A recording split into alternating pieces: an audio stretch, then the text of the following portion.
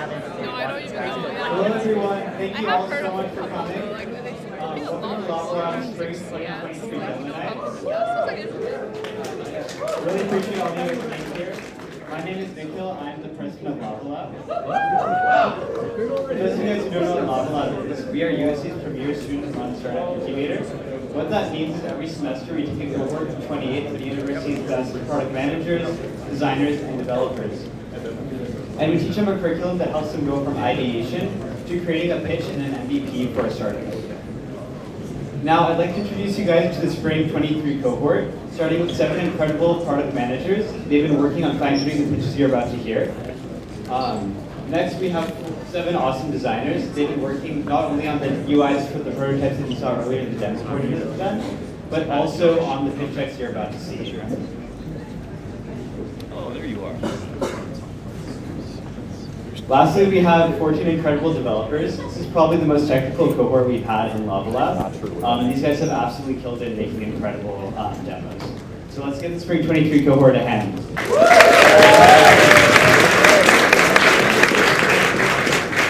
Awesome. So in a moment, you guys are going to hear from each of these teams about what each of these products does and why they need it. But first, I want to give a quick shout out to our e-board. Lavalab really could not run without these guys. They make everything possible. Aside from the role that's up there on the screen, they've also worked to mentor each one of these teams one-on-one. So yeah, really grateful to have been working with you guys. It's been a pleasure. Thank you guys so much.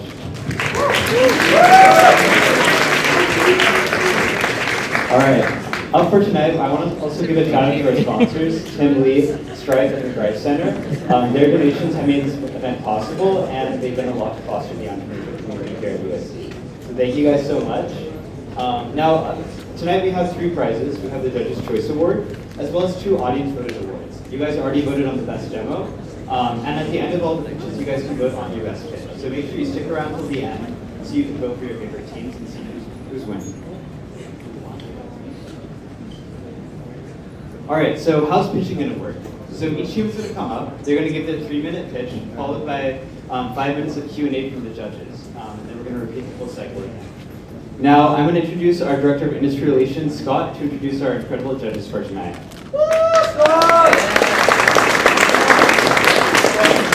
All right. I know it's a little bit dark in here, but let's first give our judges a very warm welcome. Judges, if you could stand while I do my best at introducing you guys, that would be fire, right? All right, so first of all, we have our favorite Tim Lee, founder of multiple startups, investor in companies, and Tim Lee is a professor that we actually like, right? So, very nice. Next, we have Irene Werner, CEO at M-Truth. Now, the scariest thing about Irene, right, is that she has both product sense and deep technical knowledge. So for any SaaS startups out there, you all better be careful with the technical questions. And finally, we have Noah Mitsuhashi, who has a resume that we all admire, right? Google, Wall Street Journal, Forbes, and now business engineer at Meta. All right, so now that you all know who all your judges are, allow me to get Joanna to introduce our very first startup, Firefly.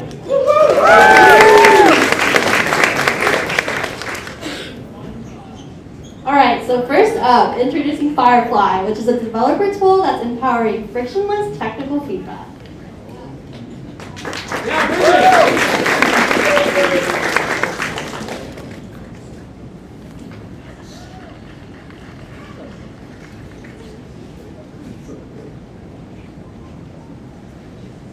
Hi, my name's Bridget, and while I'm the PM of Firefly, I'm also a full-time developer. This means I spend a lot of my time debugging. In fact, most developers do. And it's costing companies loads. There's 2 steps to debugging. First, finding the problem, and second, fixing it. Now, the fixing is the easy part. It's the finding that's hard. This is because when developers hear of an issue from a PM, a designer, and especially a paying customer, they don't have the technical context they need to be able to quickly understand the issue. The feedback they're getting right now looks sort of like this, and leads them to having to ask a bunch of questions that look like this. So, that's where we come in. Firefly is a web software development kit that enables frictionless technical feedback so developers can quickly solve users' issues. On the user side, This looks like us lowering the feedback barrier and making commenting as easy as possible. First, click the Firefly button. Second, click where on the screen you want to leave your thoughts. Third, type what you have to say. And finally, hit submit. It's that simple. On the developer side, this looks like one dashboard to organize all the comments that they receive. With each comment, we take a technical snapshot of everything going on. That includes things like browser info and console logs, so they know exactly what's going on the customer side and don't have to track that information down themselves. We plan on operating with a freemium subscription model, where for free, developers get unlimited projects, unlimited comments, and 2 technical snapshots. For $10 a month, they gain access to all technical snapshots that really make that debugging easier. In terms of our market, we plan on targeting small to medium-sized businesses within the web app industry. To get there, we plan on targeting other startups first, especially those on the USC campus, and we already have 3 customers. In terms of competitors, while there are a couple of them out there, we haven't found any that do exactly what we do in offering both enough technical feedback that truly helps developers and an intuitive user interface that lowers that feedback barrier. In short, we're the debugging tool that developers need. Today, I'm joined by my co-founders, Jacqueline, Jimmy, and James. And together, we're illuminating software with Firefly.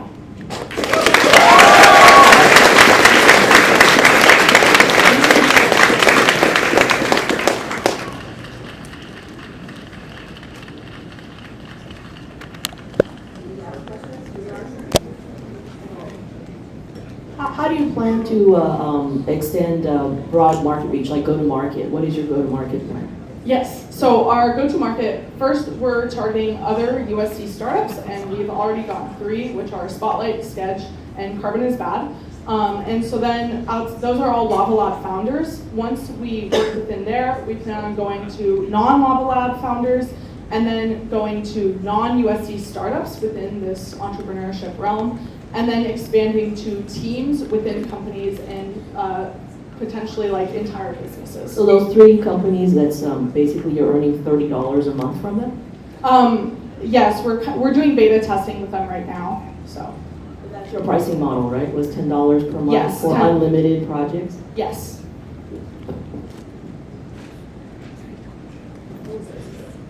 Great presentation. I loved it.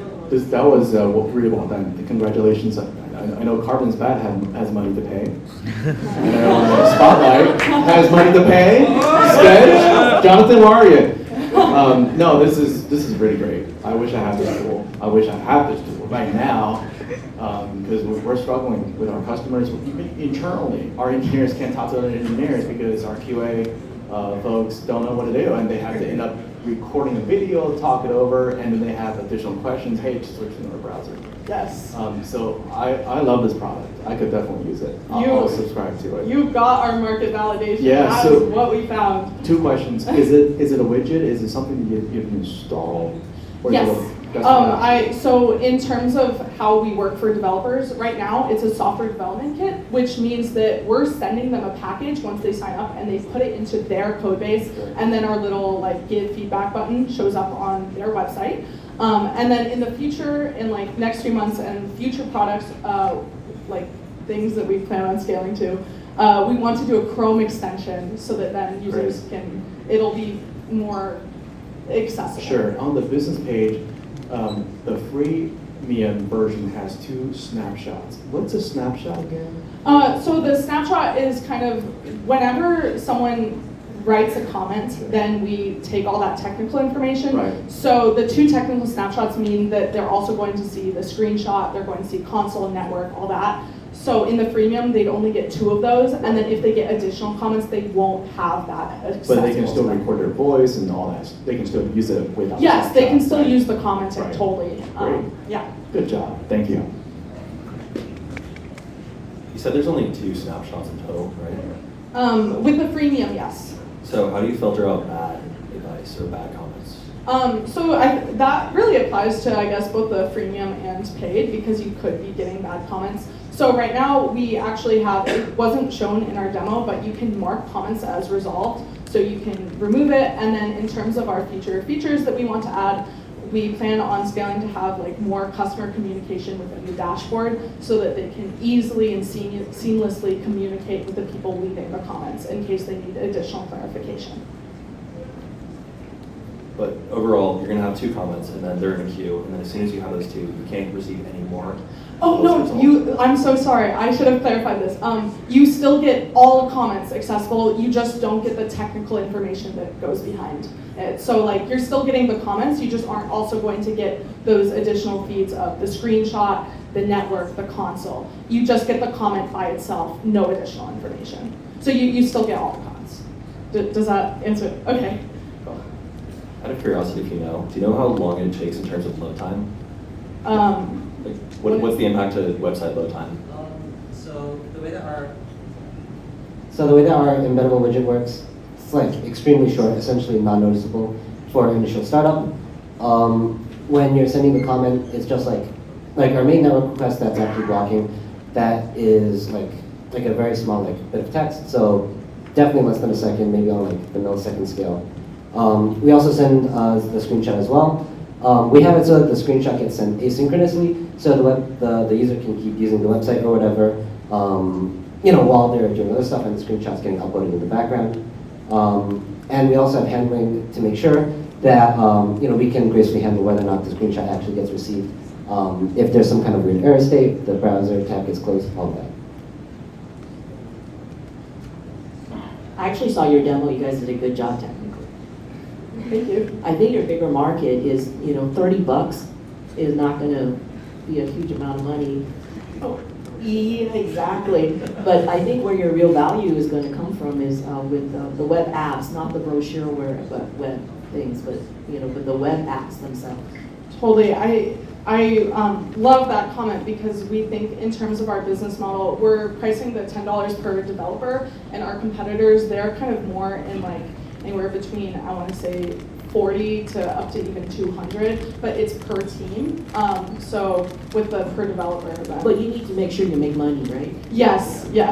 I mean, we pay thousands for Jira. It's ridiculous, and it's where we place most of those functionalities.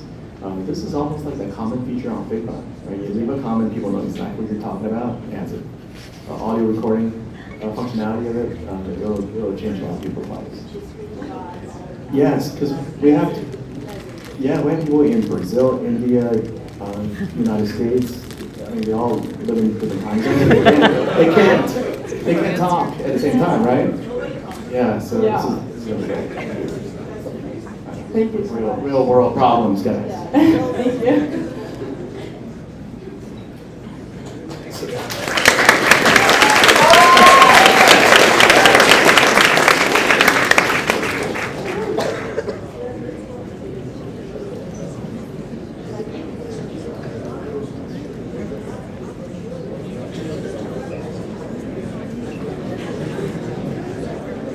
All right.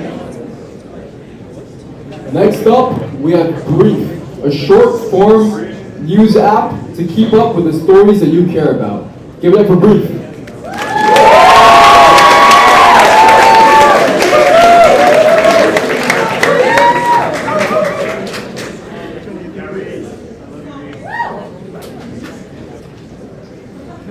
So it's Tuesday, and it's been a busy news week already.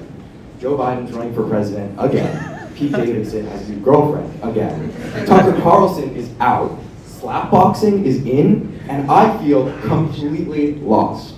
I want to stay informed. I really do. But keeping up with the news sucks. It's so boring, and honestly, I just don't have the attention span for it. Like, take this article from USA Today. It's so long, and there are more ads than Times Square. And honestly, there are like 3 sentences in any article that tell me 80% of what I care about, but they're really hard to find. At the end of the day, it's hard to stay informed and keep up with the news and stories that matter to us. It takes forever, we don't know where to look, and it's just no fun. But we can change that. Introducing Brief, a short-form news app to keep up with the stories you care about. On Brief, there are no articles, just short stories and audio with the 2 to 3 most important facts and a highlight of why this story matters to you. So to set up Brief, first select your favorite topics, from politics to sports to gossip and technology. Next, we'll personalize your feed with summarized stories from the world's top publishers. As you continue to use the app, we'll improve your recommendations over time, so they're more relevant to what you care about. And to help you discover stories, and to make sure you don't get lost in a bubble, we'll make sure to sprinkle in a few stories you may not have checked out. And finally, and this is my favorite part, we'll create a personalized audio version of your top stories, ready to go every morning. We're using ML text-to-speech, so it'll sound just like a real podcast, with none of the fluff and only the stories you want to hear. So on average, it takes about 5.5 minutes to read a regular news article. But with Brief, each story takes just 12 seconds. So in the same time it takes to read one news article, you can read 28 with Brief. And if any of the stories are extra interesting, you can just tap to read the full article right in the app. Now, in 2023, our attention spans are at an all-time low. And the rise of YouTube and TikTok have made it clear that consumers want short content that's consumable. Now, there are our market size. So, the news media market is $20 billion, and the US podcasting market is an additional $18 billion, for a total market size of $38 billion. Now, there are other competitors like Google News, Apple News, and Artifact, and they have millions of users. But all they do is repackage the same long articles with the same bad content. On the other hand, short-form publishers like Axios and Morning Brew are loved by their readers and are growing like crazy. But they have a limited selection of content, and they don't personalize it for each user. Brief combines the best of both by transforming long-form content into more digestible formats and curating it in one feed. Brief will be a freemium service with a 30-day free trial of our paid tier. After the trial ends, users will get 10 stories a day for free. And we'll earn revenue from sponsored stories, where news publishers can pay to highlight their stories in the Brief feed. And for $4.99 a month, users can sign up for Brief Plus for unlimited stories and no sponsors. This is our team, Carolyn, Josh, Rachel, and I'm Reese. We're all news fanatics and are passionate about making the news more accessible and more enjoyable for everyone for years to come. So that's Brief, where we're keeping the news brief. Thank you.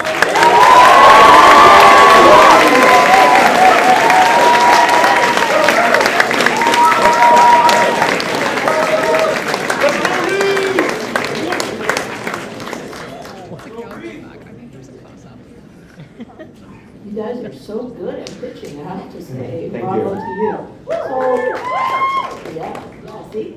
So, I'm busy. I like to, read the news, but I'm very, very specific about which sources I trust, right? And how are you different from the other aggregation sites that are there, and why would I pay for it? Right. So in terms of other aggregators like Google News, Apple News, they're not summarizing the stories. So it's just the headlines. You tap it, you get the full article, you can skim through.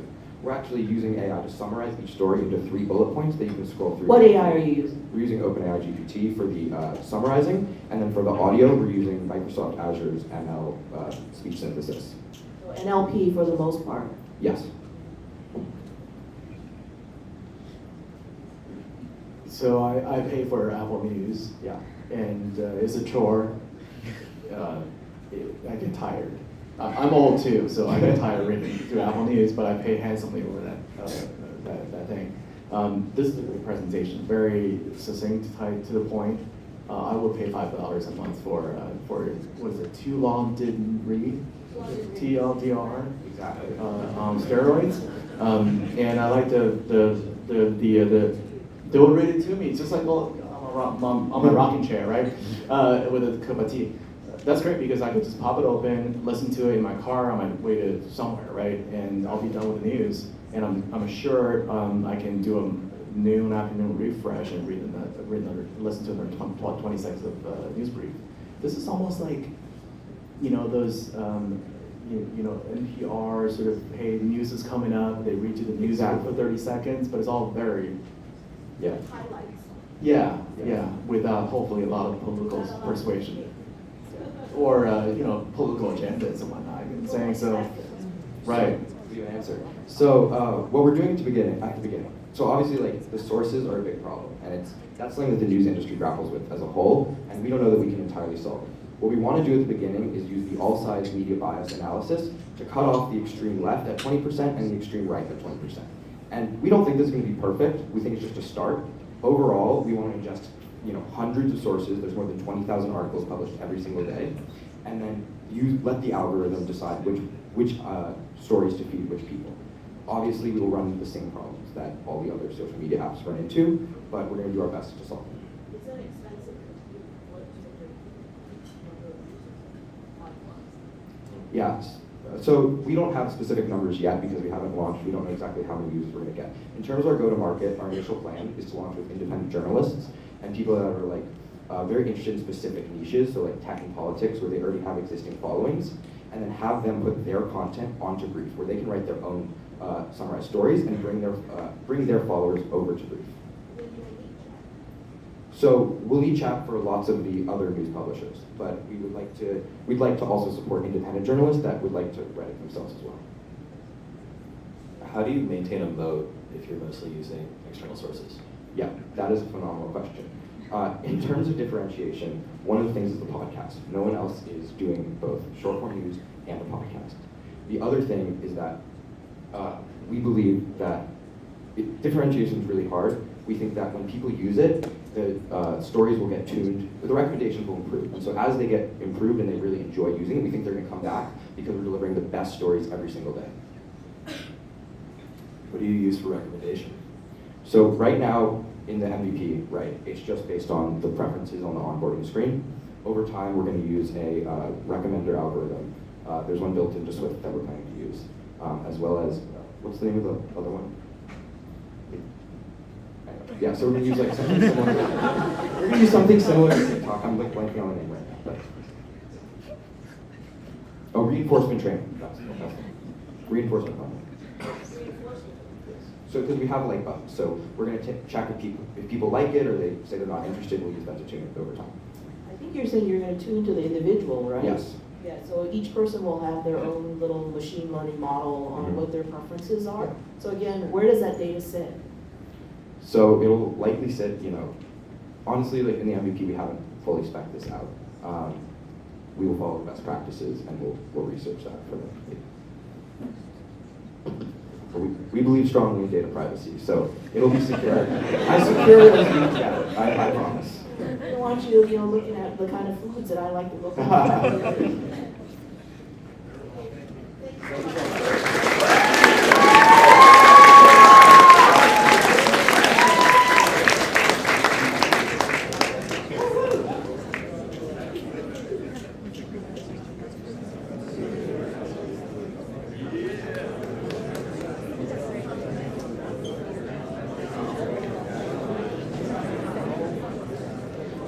Amazing. Up next, we have Hive. Supercharge your team's productivity by searching through everything for anything.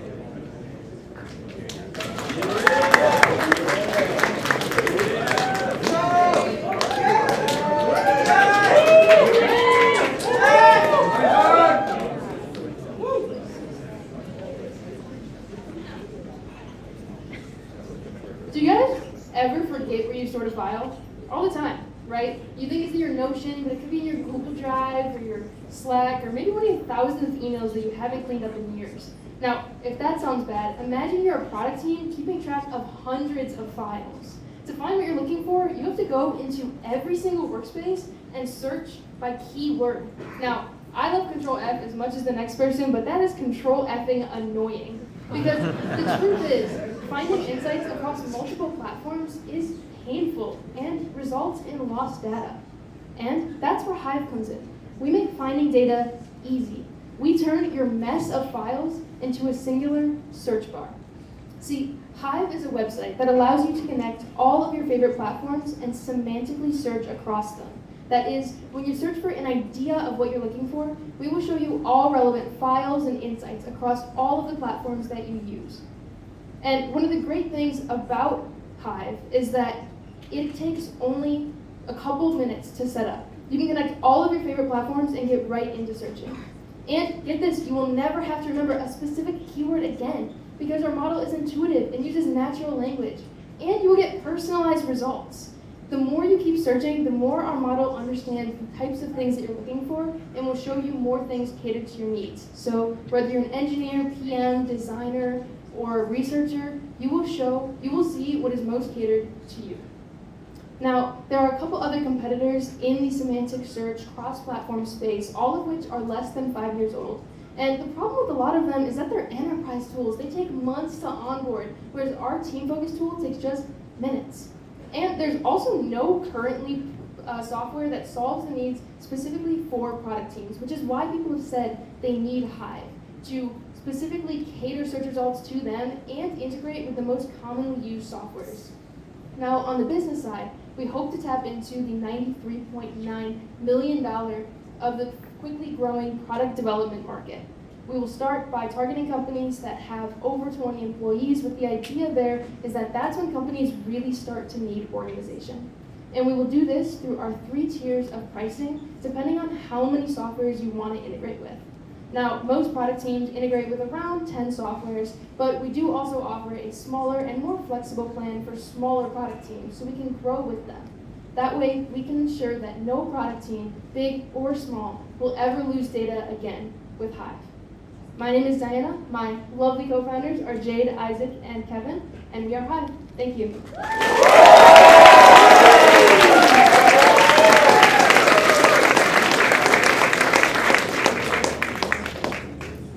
You guys are like nailing your pitches, seriously, so good. So, what are these 8 tools? Say one more time? So your premium program at $11 a month, it says integration with 8 tools. What are those tools? So we're currently starting out with our MVP being Google Drive or Google Suite, and then also Slack, but we're planning on integrating quickly with Notion, email, Qualtrics, Dovetail, Figma, all of the tools that product teams typically use. And so once we ramp up our integrations, that is like our next step in our product plan, then we will basically have maybe like 50 or so integrations that you can connect to, and you can choose whatever top 8 most fits you. As an enterprise software person, you know, the heartburn that we would have is with the security of your system. Yeah. Having access to that data in a few minutes, and where would those models sit? Absolutely. And so we are currently looking into, we haven't quite launched yet, but we're looking into becoming SOC 2 compliant to make sure that that is not an issue. And we made our model specifically so that it can only access the files that you can see. So at least on an internal level, if you're worried about other people on your team being able to see that files that maybe they shouldn't have access to, maybe you have like a little side project you want them to see, then we can make sure that only you can see the things that you have access to and nobody else can get access to that. Yeah, great presentation. Congratulations. This is a real problem. I think every day I had to call my founder or my head counsel. Hey, can you pull this contract, that contract? I wish I could just search for it. It's a spotlight for the entire organization, basically. Got friends in the crowd. Spotlight. The spotlight on you know what I'm saying. Spotlight on Microsoft. Oh, sorry, Al. So. I could definitely use it. I can see myself using something like this before I bug people and track people down to find. Slack is horrible. Their search function's horrible, and Google Drive the same way with Google Drive and or any of the enterprise kind of solutions. So this could search email, Google Drive, Slack, Figma, or even Jira. I think it will solve a lot of problems. Yeah, I will use it. I will use it. Give me everything. I'll use it. I'll try everything for once. No, this is actually pretty neat. I have the same concerns about security and where the model lives and all that stuff, but I'm sure you guys can figure that out. Yeah. SOC 2 is a big word, so it's a good one. Yeah, I just want to add one thing to that. We don't keep any of your data on our server. We download it, vectorize it, and delete it immediately. So the word vectors and the embeddings are not that interesting to a hacker. So really, the only thing you have to worry about is the data we downloaded in the last hour, and then it's gone from our servers completely. What do you guys use for embedding /vectors? Hi again. We use a model called MPNet. It was a white paper written by Microsoft researchers about a year ago, based off BERT. And everyone always asks us why we don't use GPT. And one, it's basic. And two, GPT is autoregressive. It reads left to right only. And that's really good for summarizing and stuff like that. But we're looking for similar research. So we need to use BERT's bidirectional model, which reads all the words on the left and all the words on the right at the same time, so we can capture meaning of a sentence as a whole at a time.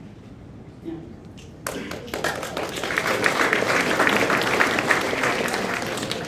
What do you use for vector search?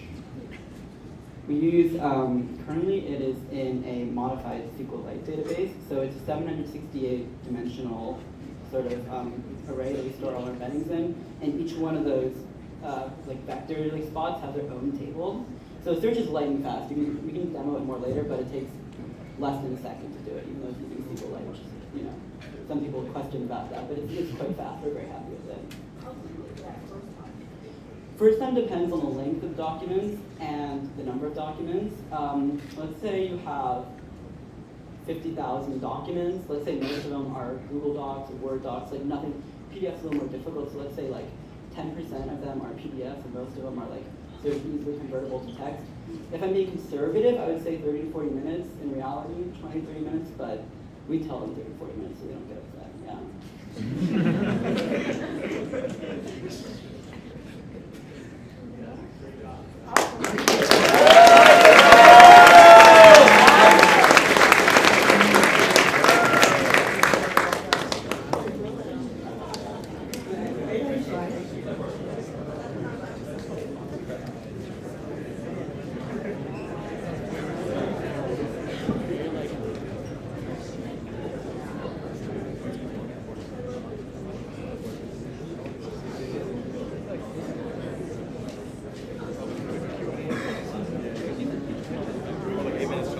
Okay, up next we have Clarity, a platform for personally crafted skincare.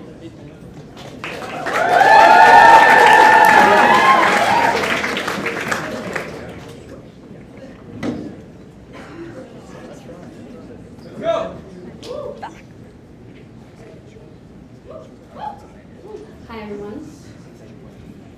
So guys, let me tell you how everyone has been maligned. I used to struggle with acne, sensitive skin, and peeling.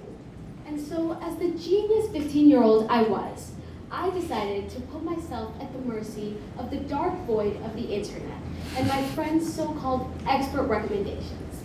And surprise, surprise, it didn't really end up working out. As a result, I scrolled on TikTok for hours, read tons and tons of articles, and took almost every recommendation my friends gave me. But the only result I had was waking up almost every day with bumps and rashes all over my face, wasting hundreds and hundreds of dollars, and having dozens of products tucked in the corner of my bedroom, with barely even being touched. For many people, just like me, finding personalized skincare is frustrating, complicated, and overwhelming. And going into skincare experimentation shouldn't lead to excessive wasted time and money. So, we're here to solve this with Clarity, a straightforward, efficient tool here to help you understand how skincare products complement your skin type and your skincare routine. So, how exactly do we do this? Well, first of all, you kind of go into a few questions and you tell us a little bit about your skin type. And then after that, if you have a skincare routine, you can put the products into our routine section. After personalized onboarding, you have access to upload any photo of any product, maybe a screenshot off TikTok or a picture of a product from Target, and we'll tell you the exact matches with your skin and also how the ingredients interact with your skin to show you this match.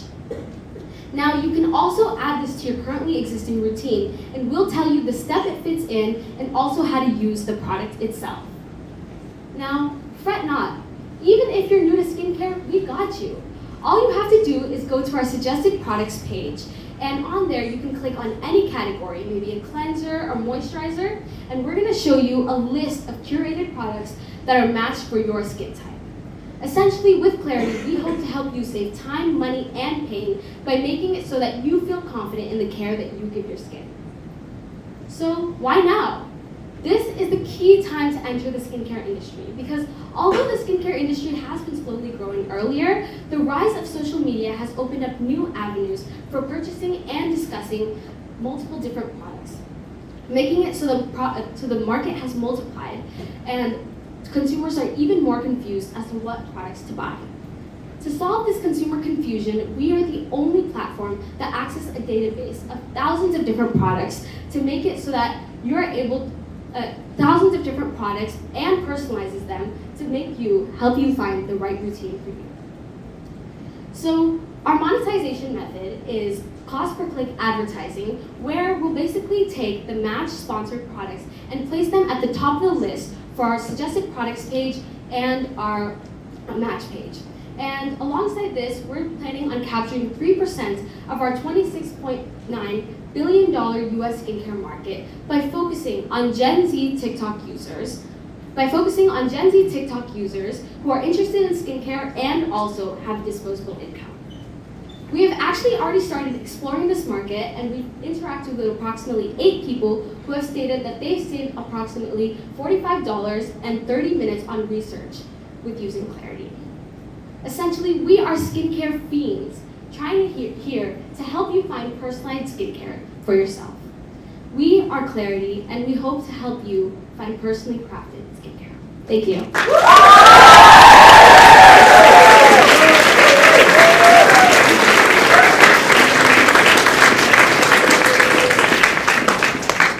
So skincare is an incredibly crowded market. Yeah. How will you differentiate yourself? What is your barriers to entry, and what is your differentiation from all the other products that are out there, other services that are making recommendations? So I think that's a wonderful question, and I would say our main kind of competitor right now is Curology. And let me tell you why we're different from them.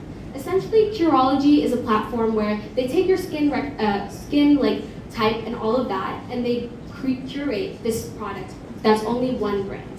What we do is we're able to reach a much larger demographic of people than Curology because one, we're able to tap into thousands of different skincare products, and because of that, we can also access products with lower price points and be more accessible to communities who don't usually have access to really expensive skincare, like Curology, that has a subscription model of approximately $60 to $100 every 2 months. Our second thing is that we're also targeting users who have existing skincare routines, but they're also experimenting around with it. And since Curology is a fixed routine where you can't really change anything, all those products go wasted. So those people who are experimenting typically don't interact with Curology, and we're an alternative where we're flexible and we add products to complement your routine instead of needing to replace the whole thing. I could use this.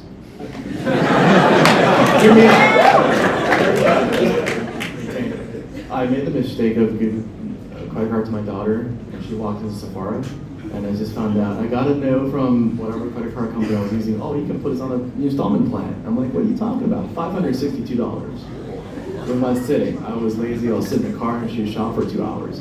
I think she's just trying anything that she sees on TikTok. So she could use some of this. I wish there would be some kind of an expert help as well, right? Somebody that's not pitching a certain product on TikTok that has a slightly different ulterior motive. I feel like this could give people a sort of unbiased recommendation of these other products that you should try for whatever budget that you have, right? I'm not sure about Gen Zs with disposable income. I don't think that exists yet. You guys are all good, right? But I think it's their parents' money. So I think if you can create a safe environment where they can get good product recommendations and have somebody that's professional enough to give unbiased recommendations to the 12 to 18 sort of year olds, I think that you might have a really good product. Yeah. So that's actually a really good point, and something me and my team have been kind of considering is creating a chat box where if you have a question about any skincare routine, we will kind of you could enter it in and we'd give you a result, kind of like ChatGPT, but personalized for skincare. So, and it would kind of be backed up by dermatologist help and all of that kind of stuff. So it's definitely something that we're considering for the future, and I really like that idea as well. We already use dermatologists, so that's something you should highlight. Yeah. Be unbiased opinion, not just some young girl. And I'm not going to listen to the Yeah. But I will listen to the dermatologist. Yeah, for sure. In one of your slides, you had it taking a picture of a product and then recognizing it. How do you do that? So, yeah, I I can take that. So currently what we're using is text recognition. So we just use a plugin that does text recognition on the product itself, and it kind of just recognizes the title. And we currently have a database of products that we scrape from publicly available websites.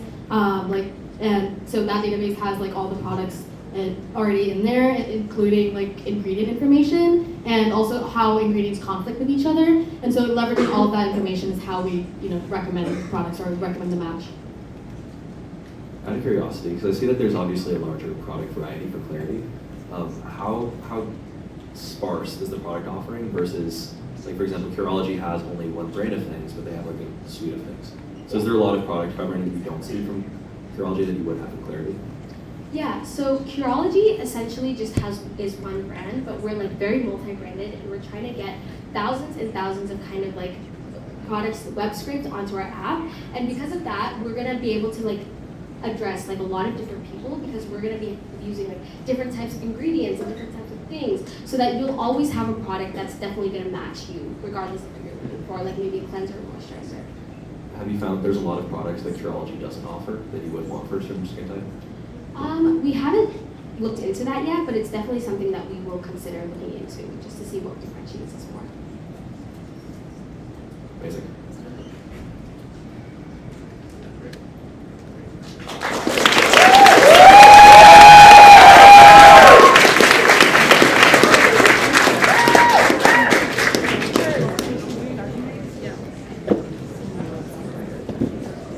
All right, let's simplify hardware documentation with Documate. Documate! Documate!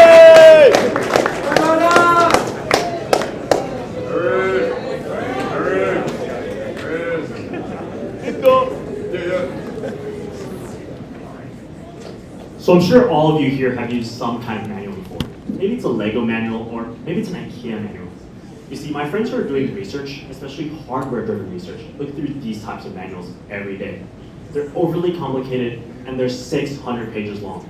Now, they look through manuals like these to figure out how to use something like this. I have no idea how that works, and a lot of the experts always have to look at the manuals too. So, whenever they open that manual of theirs, they've always said to themselves, I want to do X, usually something specific that isn't outlined step by step.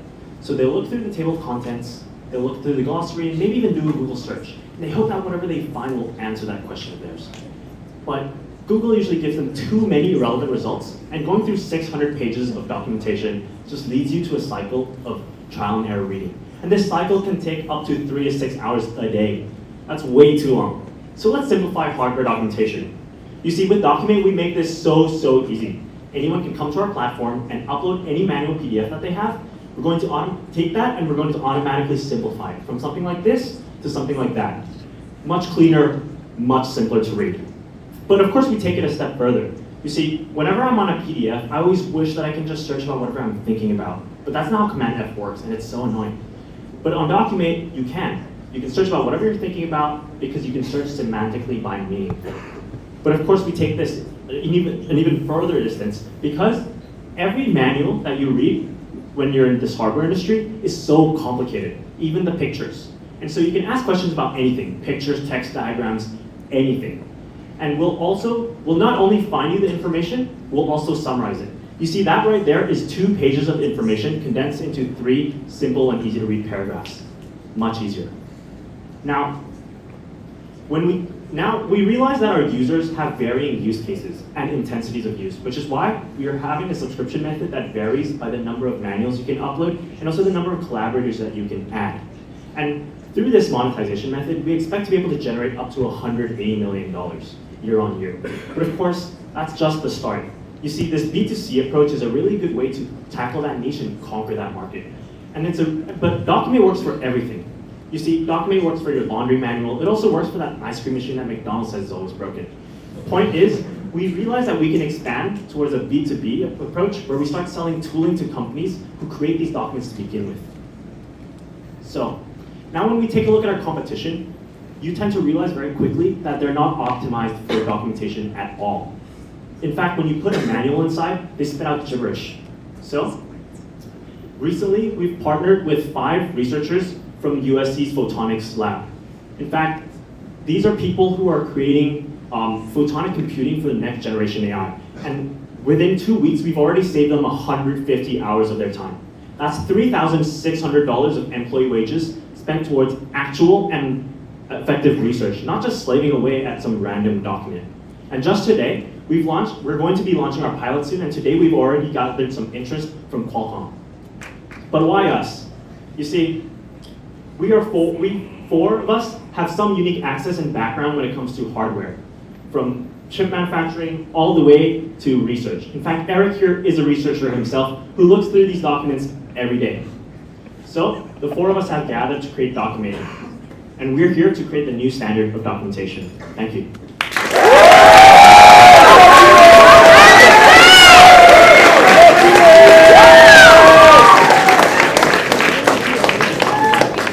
So you guys are basically automating my RTFM, right? Yes, exactly that. That's a technical term. It means read the FM manually. So I'm curious, how are you actually parsing imaging? Yeah, so right now for the demo, we're going from image and plots to text and feeding in the text with the question to GPT. But we plan to use a multimodal model, and so we're waiting on API access to GPT-4. So when you're parsing the image, you're actually parsing the image itself, or you're just parsing No, right now we're extracting the text, yes. Yeah.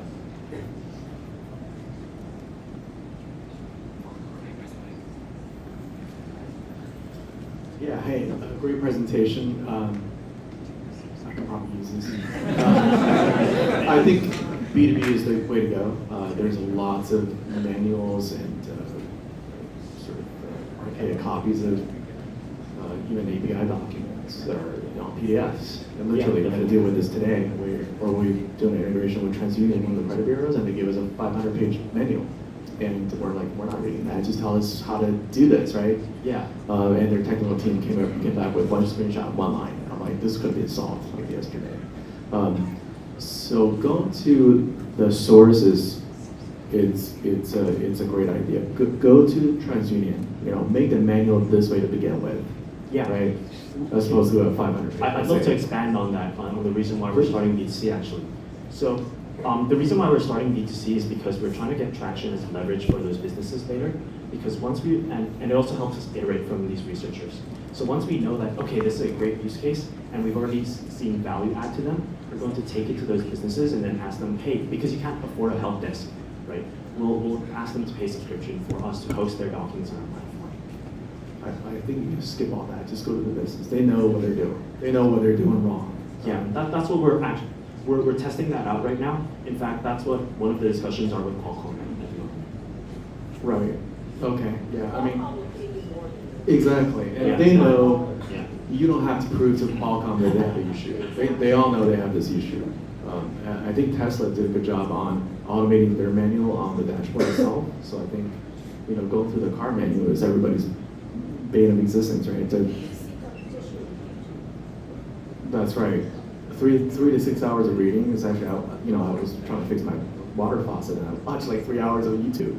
Didn't get what I really needed until I went to Home Depot and the guy kind of showed me what to do, right? So that could have been solved immediately. So I think there's a lot of really good use for this. But focus on B2B. There's a lot of documentation between business to businesses, and they have no time to decipher all this stuff. Yeah, definitely. So probably the hardest part of doing vector search is with the embeddings getting accurate information for the summarizations. How often have you found that the documents are still accurate to the original?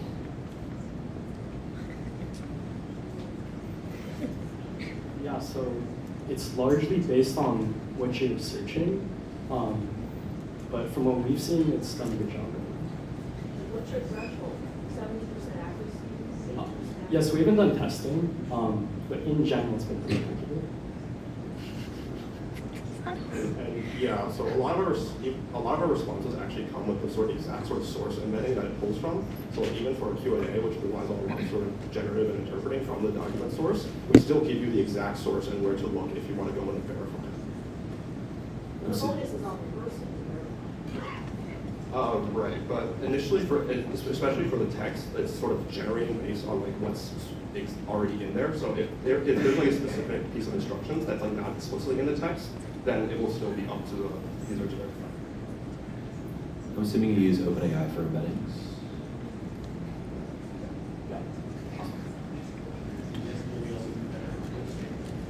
How do you? Ooh, how do you do that? Yeah. A very good prompt. do you have tips? Yeah, so we actually read through Microsoft's prompt, what do they call it, their recommendations. So the first step is always give it a role, and then afterwards you specify what kind of format you want, and in all caps you say, if it doesn't exist in the document, do not generate anything else. So that has been working so far for us. I mean, all our researchers happen to say that it is saving them time so far. So We have a great use case, and your reference study in terms of hours saved is something you can monetize as part of your ROI, so I think that's something to focus on.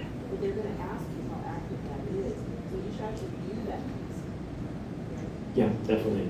So far we've launched for 2 weeks. This is still an MVP. We just wanted to launch something out there so we can iterate as fast as possible.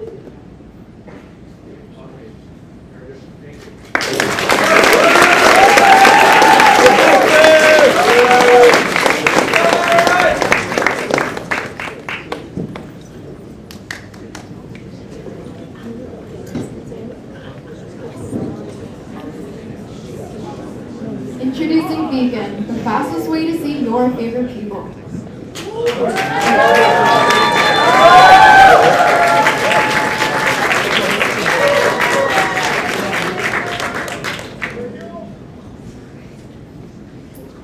Okay, so earlier today, my 3-hour-long physics lab ended early. So all I wanted to do after was hang out with my friends.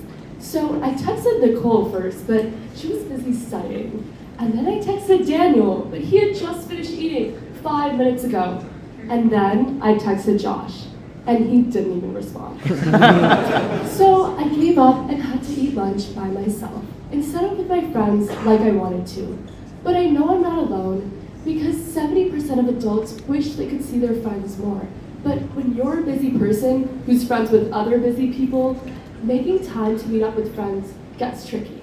But what if you didn't have to make new time to see your friends? You could just integrate them into your day. And the way to do that is with Beacon. Beacon is the fastest way to see your favorite people. We are an app to share where you are and what you're up to quickly bring you and your friends together in person. To send a beacon, turn on your location and select your current activity to invite friends to. You can use our status feature to add any details about your current activity. You get to choose who sees your beacon, whether it's your close friends or anyone in your general friend network. Or you can just see your friends' beacons and join in. We will send you notifications about what your friends are up to so you don't have to constantly be checking the app. And if I had checked Beacon earlier today, I would have seen that Phoebe was eating lunch the whole time I was trying to find someone. Moving on to market sizing, our total addressable market is all global social media users, but our current focus is on US social media users in college campuses because they are in high-density environments allowing for ease of use with Beacon. Although there are a ton of other platforms out there to coordinate meeting up with friends, Beacon is unique. We are activity-specific and have geolocation. We also allow for group contact with the click of one button, instead of having to individually message multiple friends or spam your group chat. We also use status updates instead of direct messages, so the sender doesn't feel like a burden sending beacons throughout the day, and the receiver doesn't feel pressure to respond. And most importantly, we have an in-person focus, which is something none of our competitors have. They want you to stay on their app, but we want you to get off the app and actually see your friends. I'm Sana, and these are my lovely co-founders, Daniel, Nicole, and Josh. And we genuinely wish for an app like this to exist, so we decided to create it ourselves.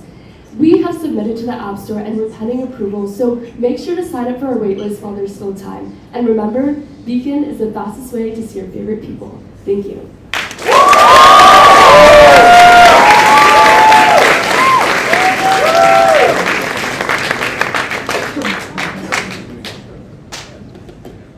You know, you guys, again, like, are just really killing it in terms of the presentations.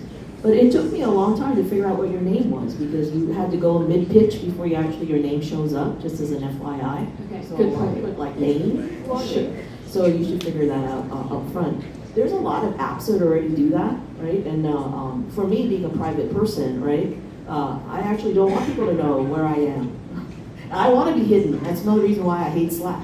So how do you address that? I mean, what percentage of your market, you say all college kids, right? But what size really is going to be an addressable market?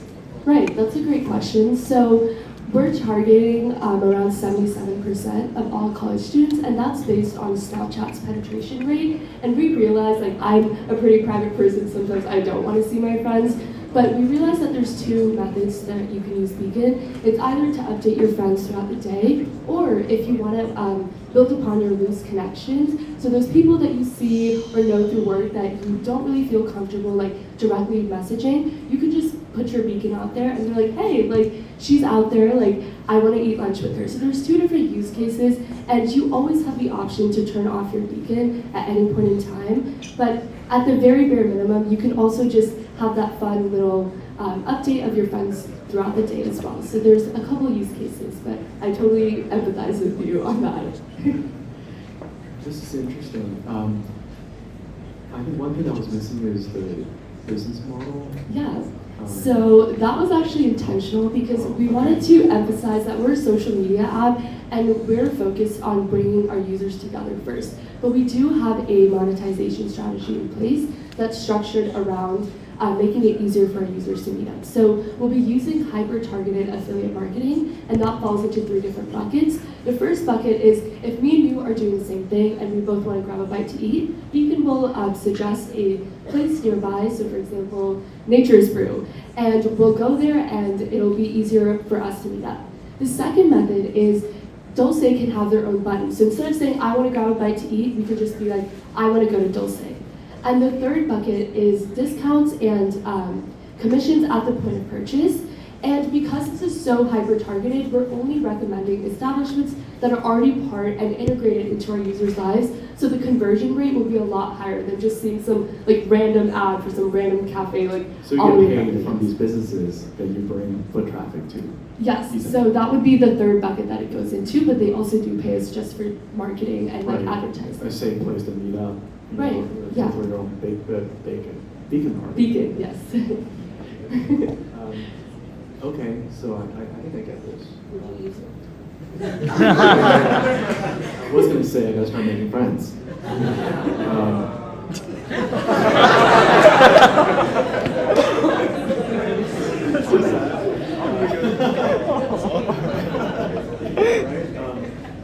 This is interesting. I worry about people's safety first and foremost because I'm a parent. So, but I'm sure you guys can turn this on and off. And then wondering if you throw your beacon out there and there's more people show up that you really wanted to hang out with, and you turn people away. I don't know. Yeah.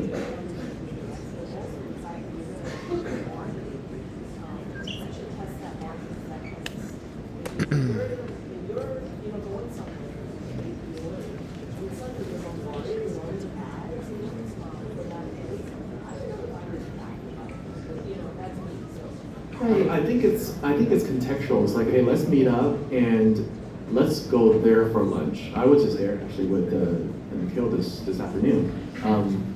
So like, and they'll get paid through that to bring. There's a long line there already. Right. Yeah, and but you can get 10% off, right?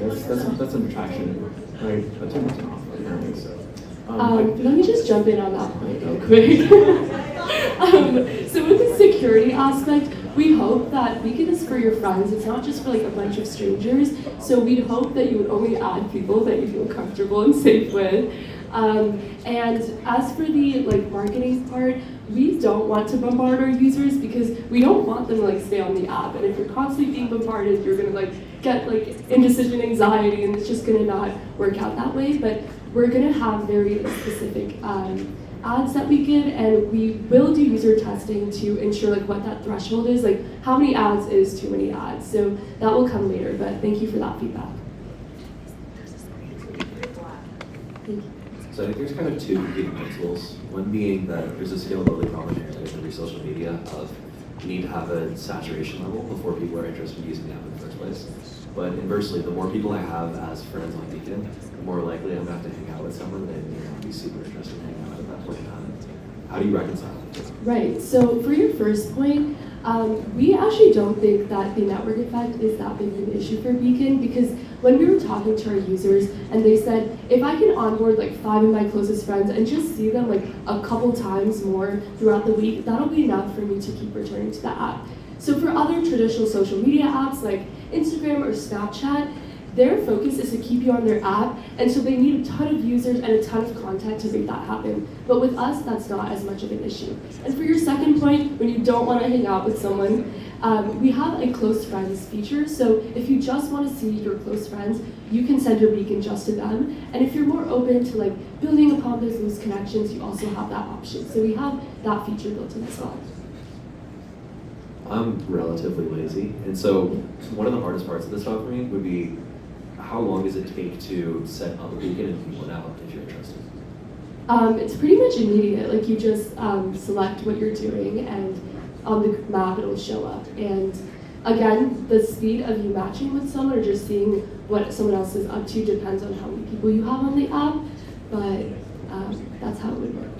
It's a good job. And I could see college kids wanting to do that because you're kind of high density concentration. But like, I'm like way older than you guys. And for me to connect with my friends, it's like months in the planning because we can never find the time and we're never often in the same place. So I think in terms of who your addressable market is something to think about. Right, so we're actually also looking into other high density environments, like a post-grad who could use Beacon after like work hours, so not throughout the day, or individuals who work at like a corporate campus and just want to get to know their coworkers better throughout the day. But we also got some validation that users like yourself would use Beacon just to get those like brand discounts and like check in on their family and friends and what they're doing throughout the day. So that although our college students are our main focus, we do have different buckets that are applicable for Beacon. I gotta keep all this stuff really straight in my head. I could just see, I tell one of my friends I'm busy, I'm beaconing with somebody else, you know, I can get caught. But great, I will definitely download it and try it out. You and I, we'll go big. Thank you guys, great job, thank you.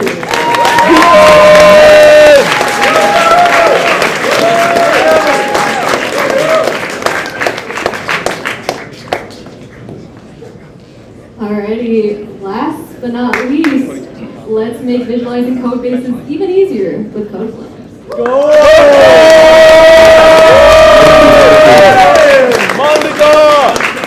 Thank you all for coming out tonight. I hope you're all doing well. For the next 3 minutes, every single one of you is a developer. And your task is to make a small edit in a new part of your company's code. Now, that's supposed to sound simple, but when there are thousands and thousands of files to look through, figuring out where do I start and how do I do this can take a long time. Even with good documentation, many developers take months before they feel comfortable with new code. And the fact that it takes so long means that when they're assigned to new projects, they just aren't able to hit the ground running. That's why we've been building Codeflow, a tool that generates visual maps of code bases, making it faster for developers like you and me to understand new code. Now let's take some sample code and see what happens when we push it through Codeflow. As a user, the first thing we're going to do is select one of our code bases. That's going to launch the Codeflow. From there, we can dive deeper by looking at the arguments and function calls of individual objects. And by selecting that object in focus, we get access to more information, like the object's location and its source code. Why this is important is because it allows us to see how different pieces of the code work and how they all come together. This code-based visualization makes Codeflow a powerful tool for improving development workflows and boosting productivity. Initially, we're targeting early-stage startups. Here, they're dealing with a team that's growing really quickly and a code base that, frankly, is getting a lot larger. By coming in and providing developers with a clear and concise understanding of their code structure, we're enabling them to get up to speed faster, and we're making them more productive right from the start. Our goal is to become our customers' standard tool so that as they grow beyond early stage, there's a level of retention that can make our revenue scalable. That's why we believe Codeflow is poised to make a big impact in the $135 billion US SaaS market. With our initial focus on the Series A SaaS startup, we're valuing our market size at $750 million.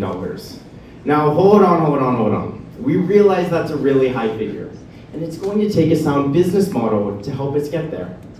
Our monetization strategy is based on a freemium approach. So at our individual level, users can generate code flows for any open source code base for free. And at our premium end, customers can create code flows for their private code bases, and they're charged based on the size of their team. What makes Codeflow special is that we operate on multiple different frameworks. We offer a lens through which you can see how those different functions within your code interact with each other, all while through a control flow-based mapping system, which effectively brings structure to your code. Looking ahead, we're excited to offer a private beta this summer to an engineering team at Tribute and a series of full-time developers at NerdWallet and Stripe. We see this as an opportunity to continue refining Codeflow's offering as we target our public launch in the fall.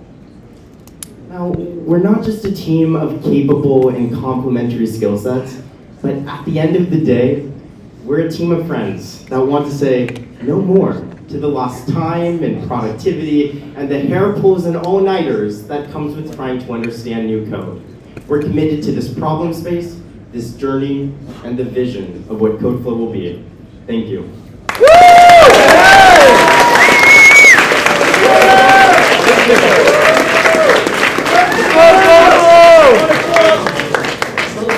Great idea. So you don't have a slide of who your competitors are. So some of the fallbacks, for example,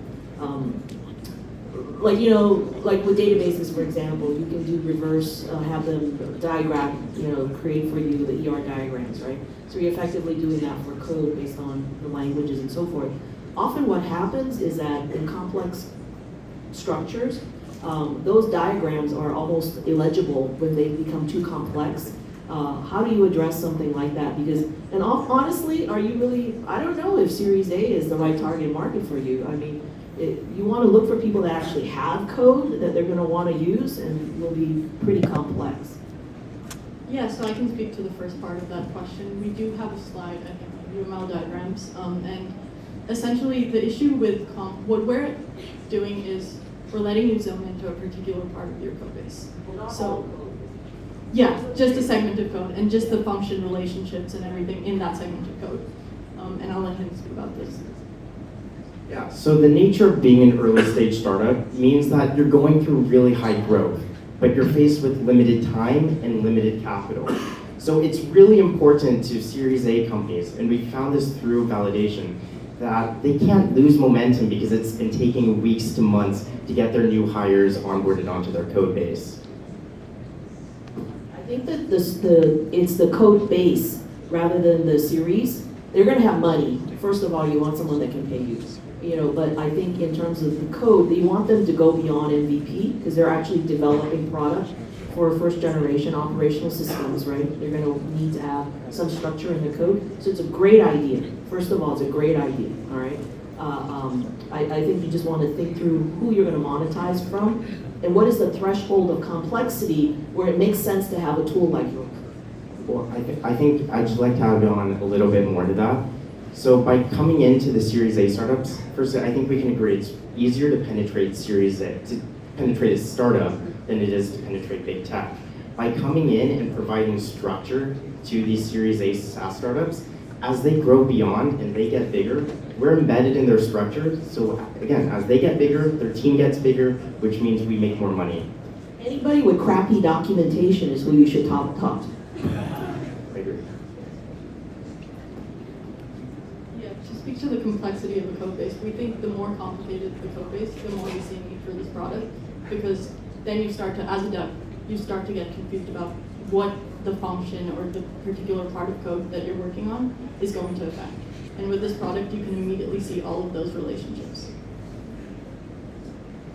Yeah, great presentation, by the way. Congrats.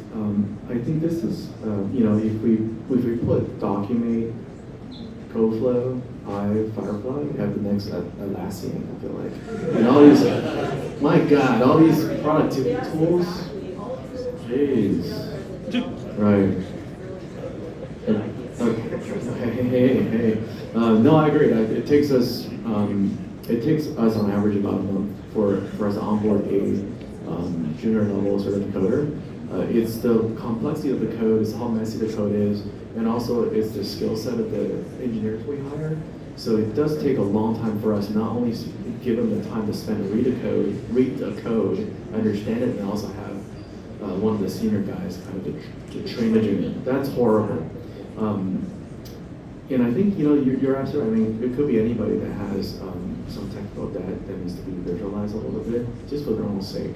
And we also just sold one of our companies, and as part of the sell, one of the requests is that they need to do due diligence on no one's on the code, and there's a couple $100,000 spent having somebody reading that code without any understanding of the business altogether. I think this could be used by a lot of different businesses that are doing code reviews. Exactly. You can even monetize the people that are being audited. What open source code or code that they read, because you need to be certified for that. So right off the bat, that's one. Yeah, I think you should pitch to Series A VCs that are making investments in Series A companies and use this to audit their code. Anybody doing software development.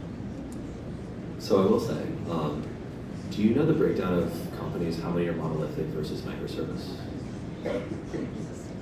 We haven't quite looked into that yet because the way we were planning on going about this is we plan on starting off by mastering every framework and language before getting into, so right now we've mastered it in TypeScript and Express, and that's how our backend works. And so before we get to we're just doing it stage by stage because it's impossible to do everything at once. So part of the reason why I ask is if you're writing microservices, it might be as few as 5 files for the entire code base. But monolithic systems, which can, frankly, in my experience, have hundreds of thousands of files potentially, depending on the company you're working at, typically tend to be more towards the larger stages, but also have much larger code bases. We have a lot. That's the true nature of it. We're really doing microservices. Your application will still have complexity. To be able to see that. So good question. But I think even with microservices, we're going to need something to help you. But I think the more interesting question is what languages you're going to support in the frameworks. Because now that you're saying there's two of their own. Yeah. So this is actually an advantage to us because the way we're going about this is we're starting off with TypeScript, which we've completely automated. And Express, but just seconds ago, we tested it on another framework with TypeScript, and it worked flawlessly. And so the next stage we're moving on to is JavaScript and Angular, React, Vue, just common frameworks. And to us, why this is an advantage is competitors need to perfect each language before moving on to the next because of how parsing is language dependent, right? And so we've perfected it in one language, and we can now move on to others and perfect it before any competitor gets the time and the chance to do that. Because by nature of the way, the TypeScript compiler and the JavaScript compiler and the Python compiler all work differently. Yeah, exactly. And so we've already gotten a head start. We have this, because this problem has been around for a while, but no one's tackled it just yet. And so the fact that we're already thinking of tackling it and we've perfected it in one. Exactly. Yes. And one last thing, we also think there's space for competitors because of how large a problem this is. We plan on just focusing on our product, working on UI, mastering UI so it's intuitive, and getting all the frameworks perfected. And we think if there's a competitor, so be it. But we're going to do our best, and I think there is definitely a need for this. This might be a down the road problem once you get to more dynamic languages, but how do you deal with complex flows like inheritance or overloaded methods? Yeah, so we haven't looked into all of that just yet because we're still in the early stages, but that's something we definitely will look into. Awesome. Thank you. Appreciate it.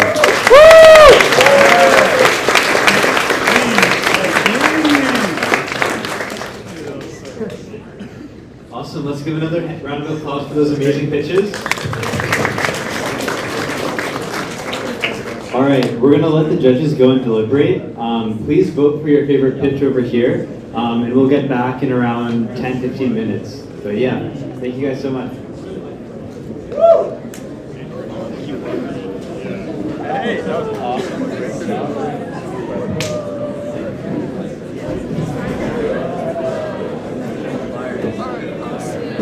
Right.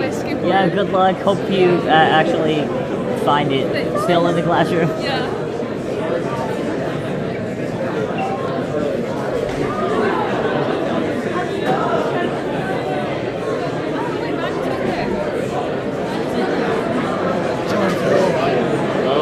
Tell me, bro. What? Which one's winning, bro? Which one's winning?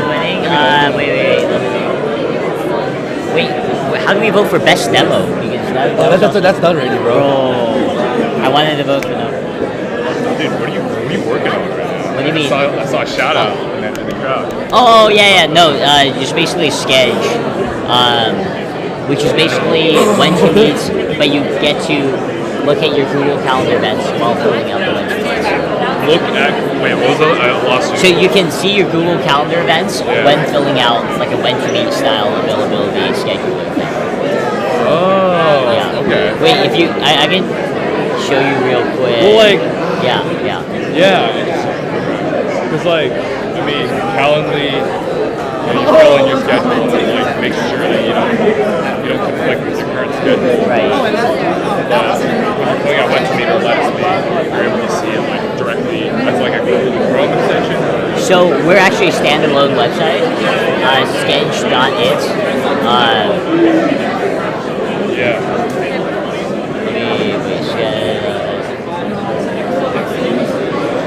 Dude, what is wrong? I can't see it.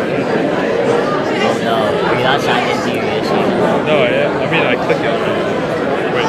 Okay, but basically you would see like the when to meet UI, or it's its own schedule. It's its own standalone website, but you get to see your Google Calendar events while you're filling out your availability. Dude, that is so nice. Like, I know so many times I tried to fill out letters and I'm like, oh, okay, You have to manually do it, right? Switch window. Exactly, but this it automatically fills it out for you and allows you to see your. Can you, if you're doing a group thing, then can you also get other people's calendars? So we don't allow you to access other people's calendars. What's up? What are you doing? What's up? Doing good, bro. These startups, man, get better every year. Yeah, I swear. Like, I'm telling you. I thought last year's was really good. This year's maybe. Last year's was kind of. Wait, really? Yeah, bro. Yeah. I mean, actually, I didn't show up though. Okay, well, I thought Spotlight was really good from last semester. Spotlight. Yeah.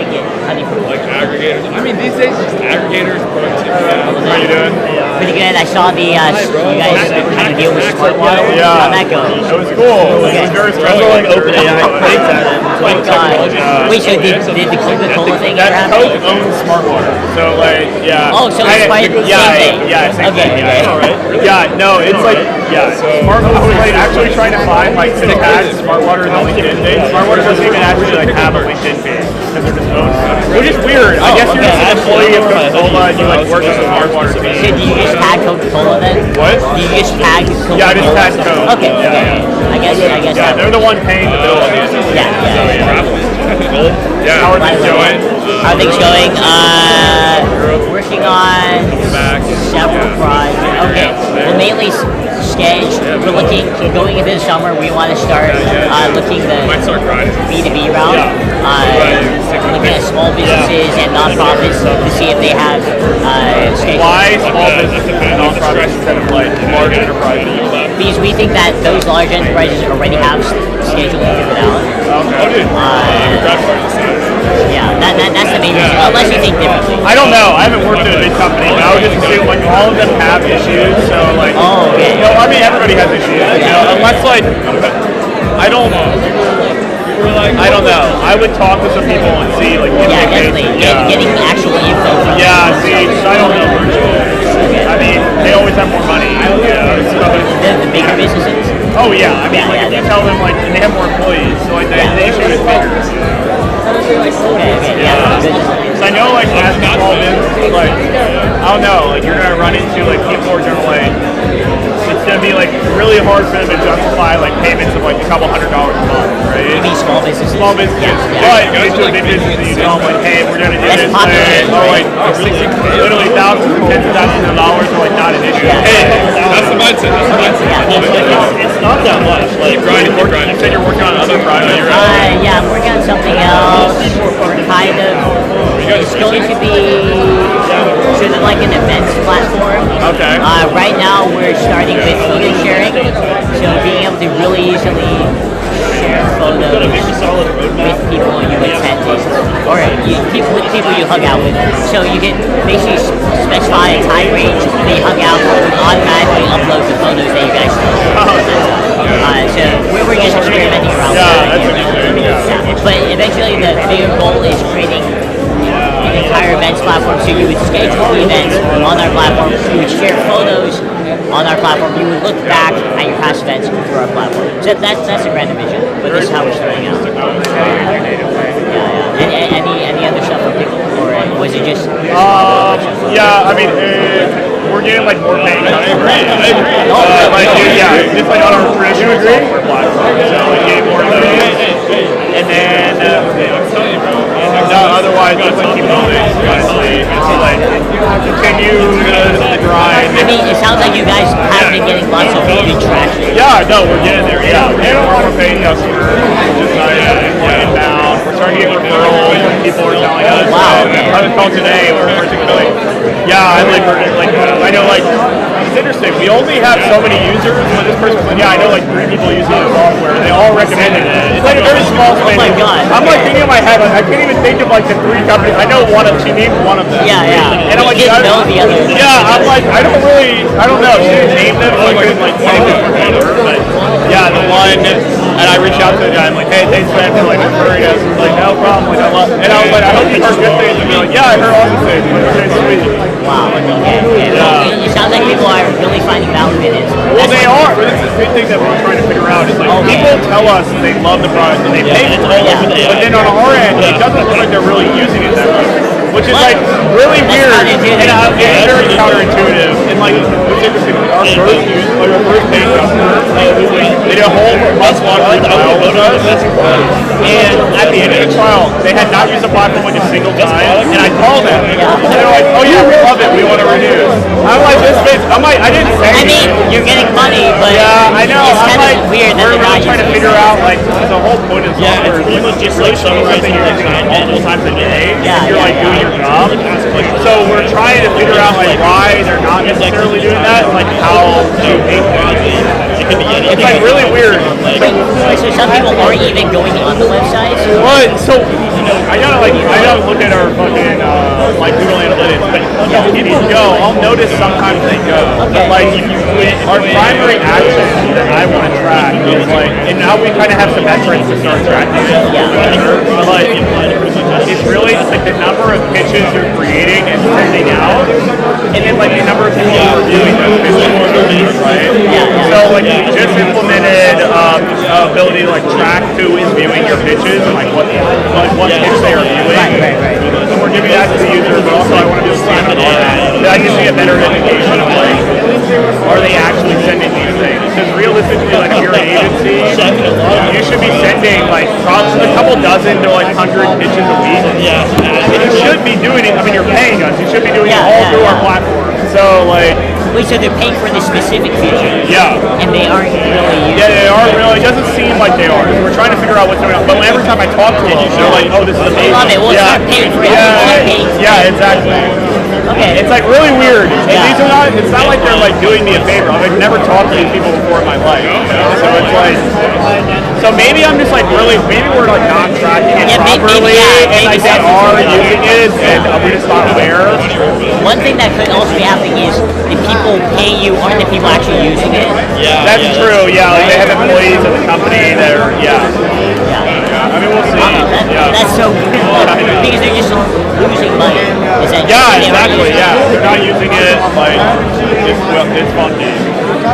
I mean, if they're still paying you, I think not a failure in the grand scheme of things, but you want to. Yeah, exactly. Yeah, we want to get them excited because, like, we only have a couple.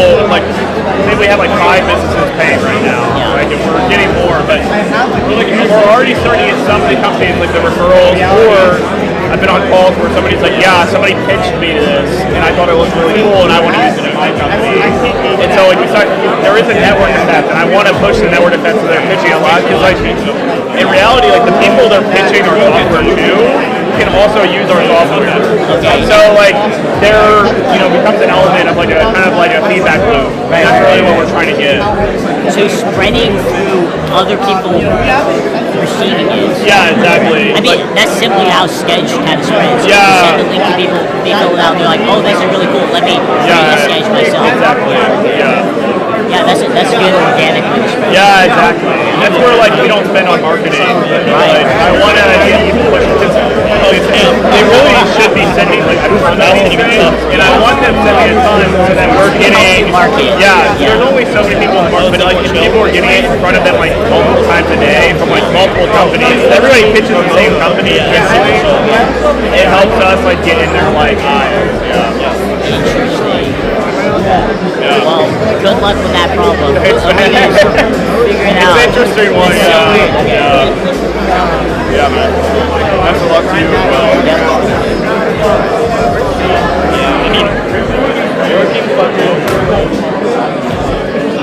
Yeah, exactly.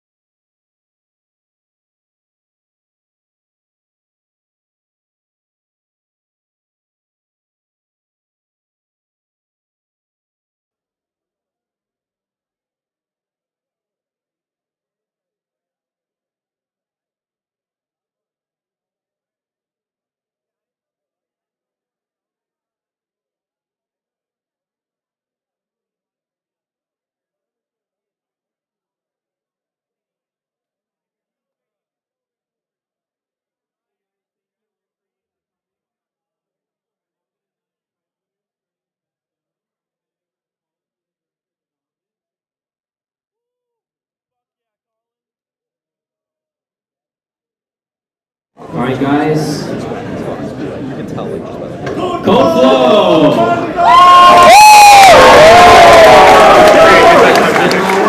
Wait, is that like MVP? Like, They're amazing code visualization tool. Codeflow, please come on stage to accept your demo. I don't know if that's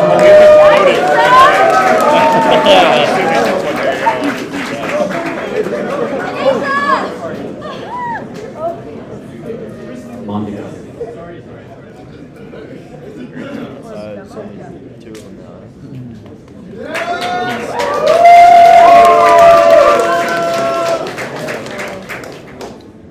not tripping.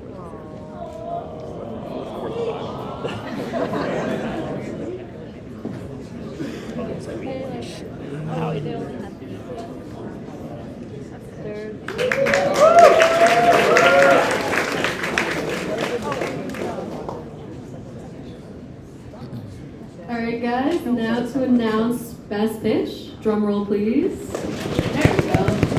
Vegan!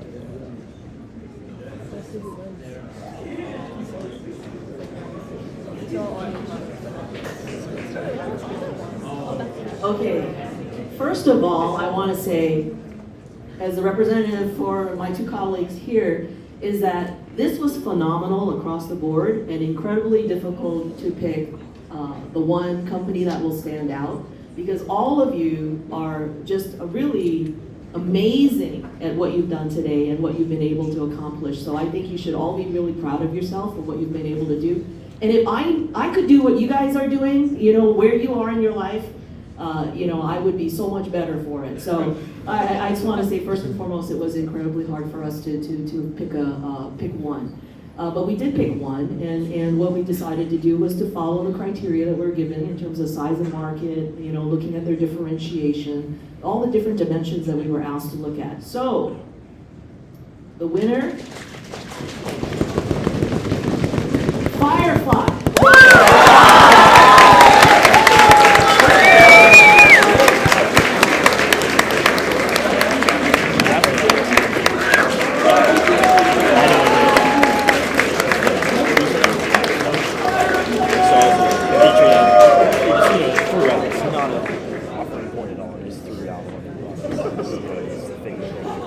Press C, comment anywhere on the website. I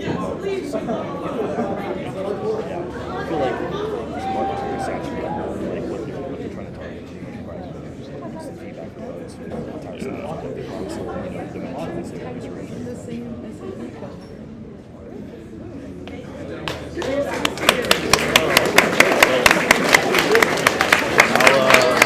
I'll get to connecting with these fools on LinkedIn and send them a little job offer. All right, thank you guys all so much for your time and for coming out tonight. Have a good night. Thank you guys so much.